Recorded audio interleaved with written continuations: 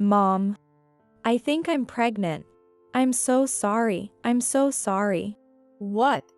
Who's the father? Claire is still only 14 years old. I had never heard any talk of her dating anyone. However, the fact that she confided in me must mean it's something serious. But I still don't know who the person is, or if she's really pregnant.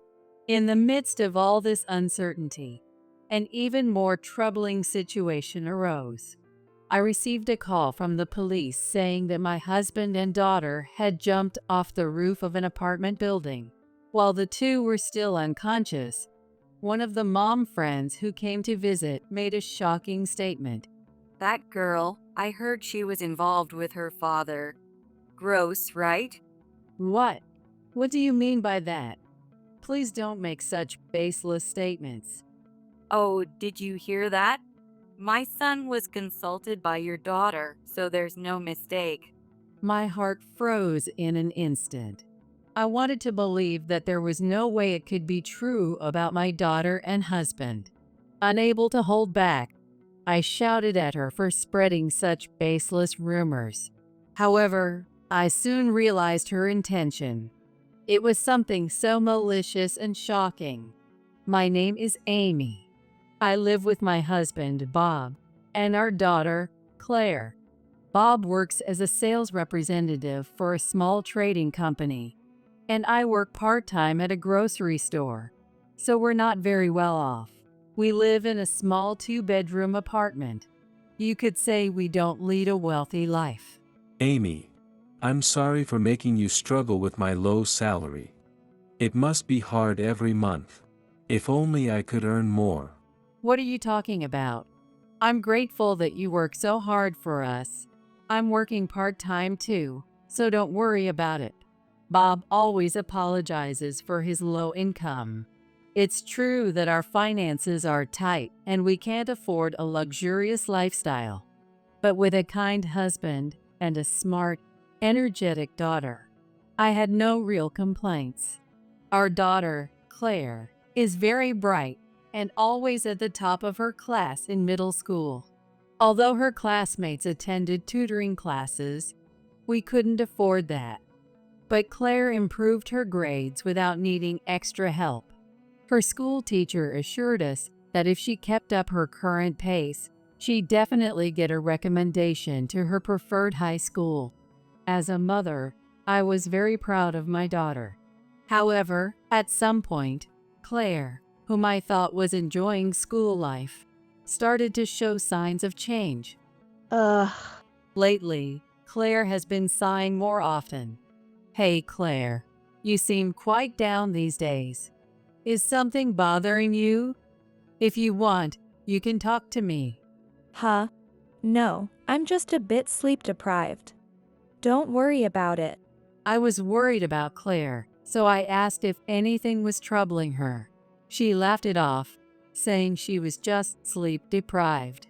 She did have dark circles under her eyes and often seemed out of it, but it didn't seem like mere sleep deprivation to me. Then one day, Claire confided in me with a shocking revelation.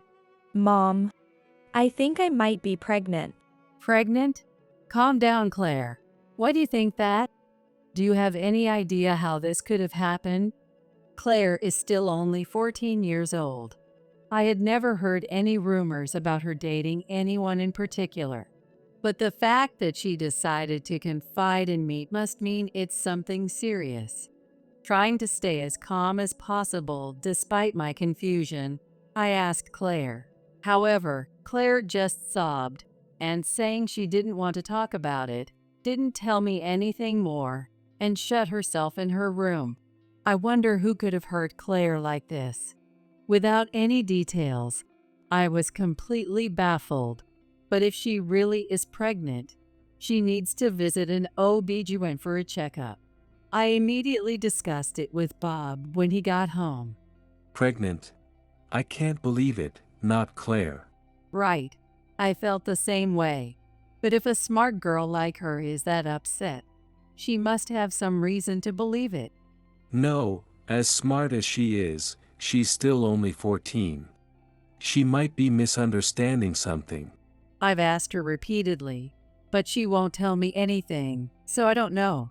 I'll try talking to Claire myself. Claire has always been a daddy's girl, often sharing her troubles with Bob. Maybe she can share things with Bob that she can't tell me. Since Bob said to leave it to him, I decided to let him handle it for now. Then a few days passed. Claire has been holed up in her room ever since, skipping school. And then, at 3 p.m. that day, while I was on a break at work, I received a call. "Hello, what Bob?" When I answered, it was from the local police. Ma'am, please stay calm and listen. The thing is, The officer said that Bob and Claire had been taken to the hospital. It was reported that the two jumped from the rooftop of a certain apartment building. Fortunately, their lives were spared, but both are in critical condition and still unconscious. I rushed to the hospital in a panic. There happened to be some bushes where they jumped from the apartment building, which acted like a cushion. According to the doctor, if it weren't for the bushes, they would have suffered severe injuries and likely wouldn't have survived.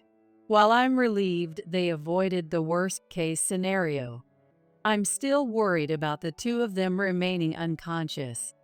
I also wonder why they jumped from the apartment.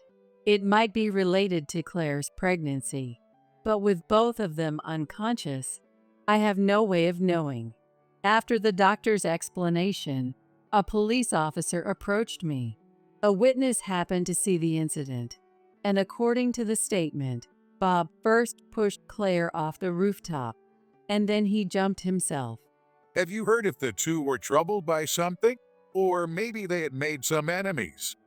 Asked by the police officer, I confessed that Claire might be pregnant, as she had been worried about it yesterday. But I also said that I didn't know who the other party might be, nor if she was indeed pregnant. I see. So they might have jumped following a discussion about the pregnancy. We'll now conduct a scene investigation, and your information will be very helpful. Thank you. The police officer then left. At that moment, I didn't realize someone had been secretly listening in. With a heavy heart, I returned to the hospital room and looked at the two still sleeping. I wondered how all this had come to be. No matter how much I thought about it, I couldn't find an answer. As I was sitting there, feeling down, the hospital room door was knocked on several times. Wondering who it could be, I opened the door to find a few of Claire's classmates' mothers. That is, several of my mom friends. It seemed they had heard about Bob and Claire's jump and had come to visit, but I wondered how the news had reached them. Puzzled, yet inviting them into the room. This must have been very hard on you. They all offered me words of sympathy. I told them that the two were still unconscious, and I had no idea why all this had happened. If there's anything we can do to help, just let us know. After receiving these reassuring words, they left the hospital room. After seeing them off, I felt thirsty and headed towards the vending machine in the ward. I heard that the girl was involved with her father. It was Diana, one of the mom friends who had just come by. She's the president of the middle school PTA and is known for her high pride behavior. I happened to overhear Amy talking with the police, and it seems like Claire might be pregnant. It must be the father's child. They must have jumped out of distress. Please don't make such baseless statements. That can't be true. It's just an accusation. I yelled at Diana as she blurted out her assumptions. Oh, you heard that, did you? Caught off guard, Diana showed a flustered expression, but quickly scoffed and then blurted out something outrageous. My son had been consulted by your daughter, so there's no mistake. Your son, Kenny? Diana's son, Kenny, is in the same class as Claire. but I had never heard from Claire that they were close enough to discuss such private matters. Yes, she came to him saying she was pregnant with her father's child, wondering what to do. I understand you don't want to believe it, but isn't their jumping off the building proof enough? What are you saying? Diana and I got into a heated argument at her outrageous claim. The other moms couldn't stop us and just looked on helplessly. Eventually, a police officer who must have been on standby at the hospital came to break us up. Please calm down. You are in a hospital here. She started the argument. I was just telling the truth. I better get going. It's because you're spreading nonsense. Whatever, I've had enough. Poor people jumping off our fancy condo building, such a hassle. I'm leaving now. Diana said this and walked away. It turns out that Bob and Claire had jumped from the condo where Diana lives. I'm sorry for bringing her here during such a difficult time. It's terrible that this happened. The mom friends apologized to me. Everyone seemed puzzled by Diana's behavior. Hours later, sitting in the waiting room, I was called by a doctor. I wasn't sure if it was good news or bad news. Feeling anxious, I entered the examination room and waited for the doctor's words. A police officer was also present, which only added to my anxiety. Your daughter was not pregnant. Really? I was relieved for the moment. But why had Claire thought she was pregnant? Confused, the police officer then shocked me with a statement. It's hard to say this, but we suspect that the two were pushed. Push? What do you mean? The investigation at the scene doesn't quite add up to them jumping from the roof. Who would do such a thing to them? We have a good idea who the culprit might be, based on something left at the scene by your husband. Bob's bag was found on the rooftop of the condo, containing only his work notebook and wallet. Bob's phone wasn't left at the scene. Could he have forgotten it at home? I'll have to check it home, but Bob always carries his phone with him. I see. It's possible then that someone deliberately took the phone. Now, ma'am, please look at this. The officer then showed me a small black notebook. I recognized this notebook. It's Bob's. Inside were some IDs and passwords. We found out this belongs to a cloud storage service, a kind of online data storage service. The officer took out what seemed to be his phone and logged into the cloud service. Please listen to this. Hearing the audio file stored there, I was stunned. And this data revealed who the culprit of this incident was. The next day, I called out a person outside the condo where the accident happened. You pushed Bob and Claire, didn't you? Why did you call me out here all of a sudden? Stop making baseless accusations. Don't play dumb. I don't know what you're talking about. Don't take your family problems out on me. Diana said this with a mocking laugh, sneering as she spoke. However, after hearing that audio, I am convinced that she was the one who pushed them both. Despite my questioning, Diana refused to admit anything, so I pulled out my smartphone and played the audio for her. It was a recording of a conversation between Bob, Claire, and Diana just before the incident. From that conversation, it was revealed that Diana's son, Kenny, had been unilaterally pressing Claire to date him. I want to focus on my studies right now. Claire declined his advances. Angered by the rejection, Kenny began to harass Claire persistently. Claire's sighs and lack of sleep were likely due to these troubles with Kenny. Finally, Claire decided to consult with Bob. Stop following her around. Bob apparently confronted Kenny directly. Then, Claire was summoned by Diana. You're leading all the boys at school astray, aren't you? You must be involved with a teacher too, right? I heard you're pregnant. Diana accused Claire like this. Claire, of course, denied Diana's words, but her attacks did not stop.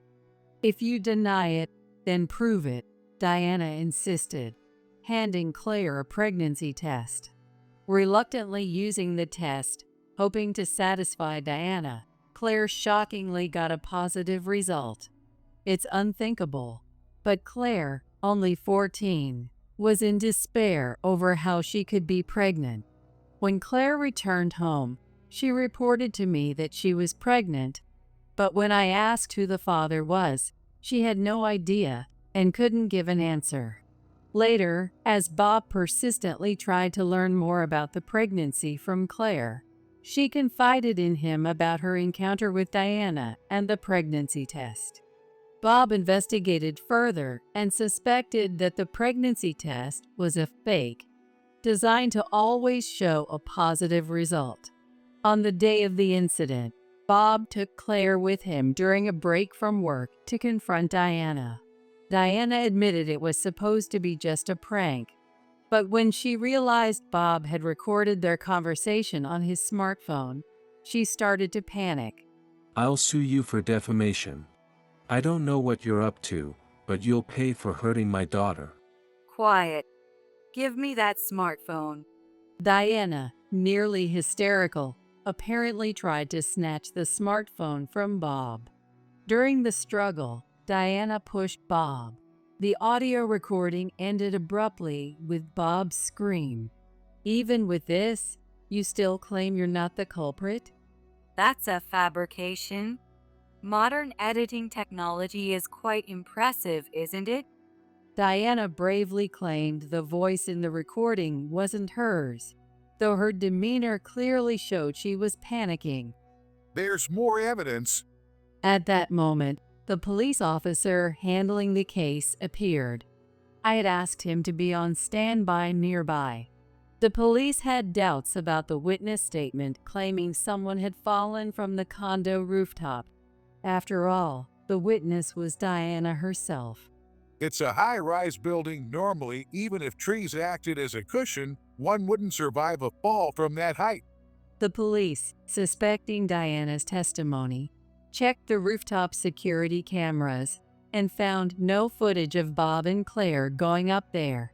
However, fingerprints from you, Bob, and Claire were found on the railing of the cafe terrace on the 3rd floor. It's normal for my fingerprint to be there since I live here. That's odd, because that day was the cleaning day for the building. In the morning, the cleaning staff thoroughly cleaned all handrails. So why were your fingerprints found? The officer pointed out that the fingerprints discovery after the cleaning indicates that the 3 of them were on that terrace that afternoon, a definitive proof of their presence. It's all your daughter's fault. Seemingly resigned to no escape, Diana finally admitted to the crime. Her admission was, to say the least, shocking. Diana admitted that after seeing Bob pushed off, a shocked Claire leaned out from the terrace to follow her father, and Diana pushed her too, intending to silence her. After pushing both of them, Diana regained her composure and went downstairs to retrieve Bob's smartphone. The phone was already damaged, but she took it with her just in case, worried that the data might be recovered. However, Diana didn't know that the data was being synced and saved in real time to the cloud. After the crime, it was Diana who moved Bob's bag from the cafe terrace on the 3rd floor to the rooftop. It seemed that jumping from the rooftop, rather than from the 3rd floor, appeared more like a natural way to take one's life, which is why she staged it that way. Diana had long been irked that Claire, who did not attend tutoring, was outperforming her son, Kenny, academically, and she harbored a grudge after her son was rejected by Claire. As part of her harassment, she bought a pregnancy test online that would always show a positive result and successfully unsettled Claire by persuading her to use it. According to her plan, Claire stopped attending school. If Claire was absent, her son could become the top student at school. Driven by such a petty motive, Diana deceived Claire. However, when Bob realized that the pregnancy test was a fake and confronted her about her actions, she panicked and pushed both him and Claire off. Far from showing any remorse, Diana spread rumors that Claire must have jumped because of the pregnancy. She might have thought that spreading rumors would turn lies into truth, but the police were not so easily fooled. The investigation, along with the audio data Bob left behind, exposed all of her clumsy attempts at a cover-up. I could never forgive such despicable behavior. What you did is a crime. Claire and my husband are still unconscious. We don't even know if they will wake up. Do you understand the gravity of your actions? She didn't respond, just hung her head. Regardless of her wishes, her crimes would be judged in court. And then, Diana was taken by the police to the station. It's over. But even if the culprit is known, the two of them are still. Thinking of Bob and Claire, still asleep in the hospital, was heart-wrenching. If only they could regain consciousness. All I could do was pray. A few days after Diana was taken away, the hospital called me at home. It seemed that the two of them had regained consciousness. Rushing to the hospital, I saw them sitting up in their beds. Bob, Claire, I'm so relieved. I cried tears of relief seeing them both. According to the doctor, fortunately, they showed no signs of lasting effects and were told they could return to normal life with some rehabilitation. While they would have to stay in the hospital for a while longer, their discharge wasn't far off. Later, Diana was arrested for attempted murder. Even during the police interrogation, she was screaming that she was not to blame and showed no signs of remorse. However, despite her lack of remorse, the trial resulted in a prison sentence for her. When her imprisonment was confirmed, she broke down, crying uncontrollably in public. Following Diana's arrest, both the school and the education committee were thrown into chaos. Her husband, who had been the PTA president, was forced to resign, and their son, Kenny, had to transfer schools. It seems Diana and her husband divorced, and when she is released from prison, no one will be there to pick her up. We had been instructed to have no contact with her ever again, so after her release, she is planned to move to a distant prefecture. We may never meet Diana again, but I hope she reflects on her rash actions. Meanwhile, our family has grown closer than ever since the incident. Mom, I'm sorry about that time. I couldn't come clean right away. Claire apologized for not having disclosed the circumstances under which she was given the pregnancy test. Possibly because Diana and I were friends among the moms, it seems that made it harder for Claire to tell the truth to me than to Bob. It's okay, don't worry about that. I'm just happy to see you both safe and sound again. Both were fully recovered and looked healthy. Claire, trying to make up for the time she missed, was studying harder than ever. She apparently wants to become a lawyer. I want to become a lawyer who can fight against people who deceive others, like Kenny's mom. I can't believe I was tricked by such tactics. I'll never let that happen again. Claire was passionate about her future dreams, unable to forgive herself for being deceived by such malicious tactics. Despite everything that happened, she never gave up. Instead, she found her own goal, and I am proud of Claire's strength. We may not have the wealth to live in a high-rise condo like Diana, but we have something much more important in our family: the bonds of family and trust in each other. Ironically, The incident allowed us to reaffirm these values, which are more important than money.